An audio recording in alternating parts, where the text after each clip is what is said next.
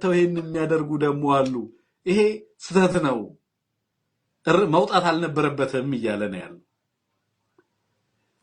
ማን ነው ብልጽግና? ማን ነው ይሄ አገዛዝ? የትኛው ነው ካርታው? የትኛው ነው ትርክቱ? ማን ነው የአጀንዳው ባለቤት?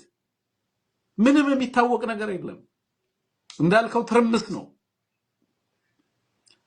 ምንድነው አንሙት እንደው በጣም ብዙ ሰዎች በዚህ በራስድ እንደሆኑ አውቃለሁ። በጣም ብዙ ሰው ያፈረበት ጉዳይ እንደሆነ ማለቴ ነውና ምንድነው ግን ለኤርትራ የሚሰጠው አንድምታ፣ ለቀጠናው የሚሰጠው፣ ለዓለም አቀፉ ማህበረሰብ የሚሰጠው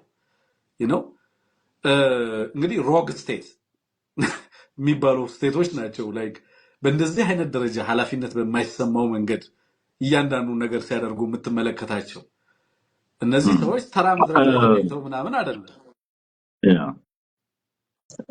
እንትን አይደለም። በነገር ላይ የካርታን ፖለቲካ በደንብ የሚጫወቱ ሰዎች ናቸው እነዚህ ሰዎች። ይሄ ገዢ ቡድን ይሄንን መሳሳት የለብንም።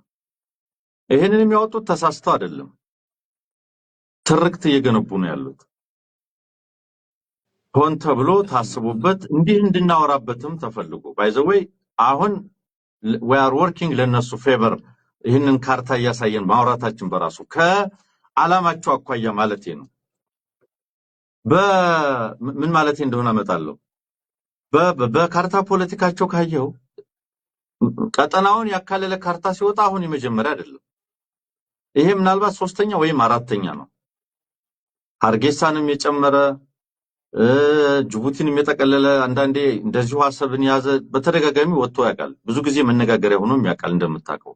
ስለዚህ የካርታ ጉዳይ ይሄንን ናሬቲቭ ዝም ብሎ አይደለም እያመጡት ያሉት። ሰው ጭንቅላት ላይ እንዲሳል የሚፈልግ ነገር ስላለ ነው የሚያደርጉት። ኦሮሚያ የሚባል ካርታ እኮ አላቸው፣ ከቀይ ባህር የሚደርስ ከትግራይ የሚዋሰን ወር እንደዚህ አይነት አንዳንዴ ረዘም አድርገው ቀይ ባህር